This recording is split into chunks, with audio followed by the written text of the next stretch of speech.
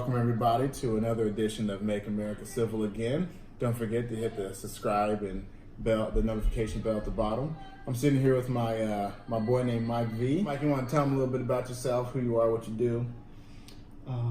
I am a husband and father. I have 3 children. Professionally, I am a high school football coach and a special ed teacher. I teach in a self-contained program. I teach in the autism program. And today we're going to be talking about immigration. Mm-hmm. So why is immigration so important to you personally?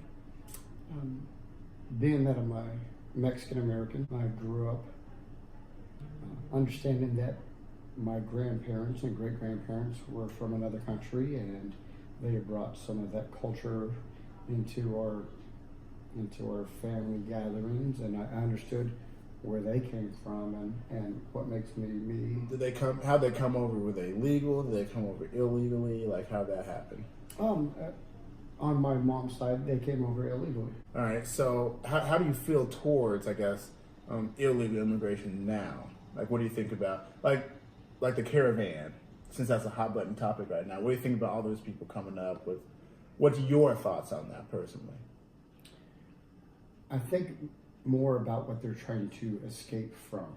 What would you say to somebody like on the right who's saying, like, I get that they're coming from somewhere that's more communist, scary, but still they should do it legally if they're going to come here?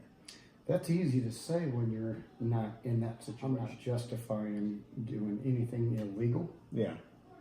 But the basic survival needs of, can I protect myself? Can I continue to live? Those who are entrusted to me, can I protect them? I think that becomes a bigger issue, and a lot of things get thrown out the window when we're just trying to survive. Would you say that we should let them in? I don't think there's an easy answer. Okay. To that. Okay. Definitely, as a father and as a husband, I would be unjust or ignorant not to look out for the welfare of my home, and that includes safety. To make a decision and say, hey, let's just take them all in because of their situation would be a foolish one too. I wouldn't say I'm unbiased towards this. My grandparents came over illegally, and I think there's been a lot of good. I have a couple of college degrees. And two masters. Yeah. And I don't think that any of that's possible had they not made that decision decades ago. Some of the other things the right's saying, like, if they come illegally, like, they know the ramifications of that. Like, you're responsible for making that choice. So if you get sent back, you can't say they're quote unquote racist for saying you're not allowed to be here if you're not here legally. Well, being that we have 2 borders in the United States, hard not to take it personal when they're talking about building a wall on the southern border. And there's no mention of our northern neighbor. The difference is Canada's a little bit more, a lot. They're in much better shape than Mexico is. Yeah. They have money, they have resources. They're not as desperate. They're not lining up in caravans to get into our country. And yet they're still foreigners. But the focus is on the southern border. And when they were talking about building a wall, my initial thought was, fine, if that's your policy and you want to build a wall, then let's build 2 walls. And one is because of a poverty battle. If Mexico was sitting in a place and Central and South America were sitting in a place of prosperity, this discussion doesn't take place. Because they're poor or poorer than us, there's a fear, and there's a fear that we don't have enough resources for them and us. And the fact that there is a conversation them and us shows a divisive nature in this border immigration topic. One thing I would say is, like, one thing I would assume thing is, like, the difference between the northern border and the southern is like what you were saying, the fact that there is a difference in why people are coming and why not. Canada's biggest fear, they don't even have guns. You know, so like clearly they're not as big as a threat as far as violence Sure. as people like MS-13. Do you think that's more like just like fear-based rhetoric, or do you think that's like a legit case that they might say they have? Or... Can they pose a threat to us, you know, in our neighborhoods? Sure.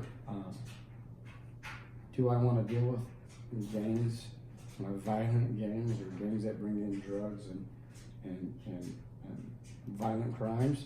No, like nobody wants that for their home and for their family and for their loved ones and for their colleagues and people we serve. We don't invite obstacles. Yeah. However, I think that's an isolated issue. There's a few reasons why immigration is such a hot topic. You know, fear of safety, and then fear of lack of resources. What do you feel is the greatest resource this earth has?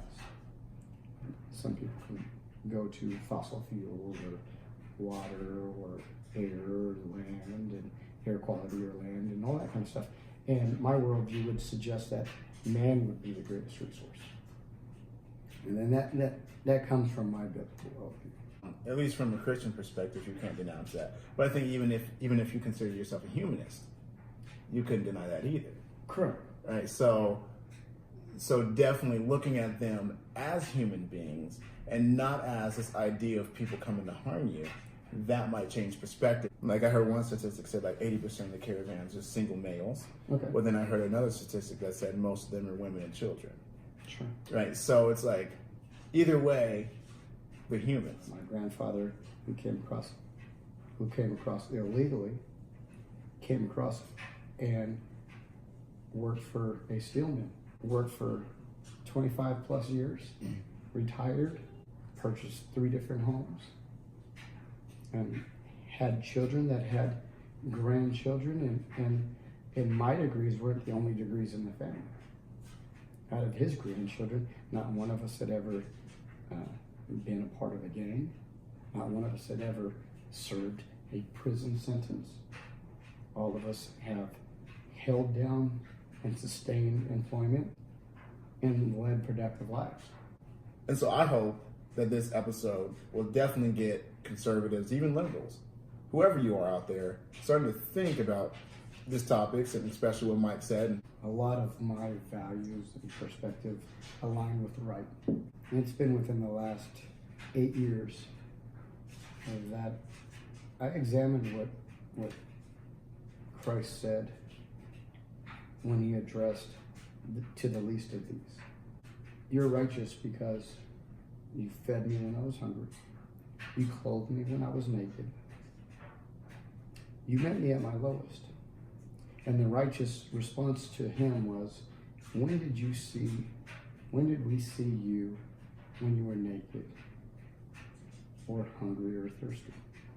And his response was clear. When you did it to the least of these, you did this to me. In the Old Testament, he set up provisions in Leviticus and said, hey, for the sojourner, for the foreigner, you are not to touch this part of the field, for this is gleaning, and you will save this for the poor and for the foreigner. So in the New Testament, we have minister with whatever resources you have to the least of these. In the Old Testament, it says, hey, for the poor or the foreigner. And this nation was founded on Judeo-Christian principles. Mm-hmm. If that's our foundation, then we should stick to that, right and left side. But Mike, I want to say thank you so much, and even thank you for bringing in the biblical aspect, because yes, we are believers, and regardless of people's worldview, sure, I think, like you said, our greatest resource is humans, and we should respect them, because our worldview tells us to, because we're created in the image of God.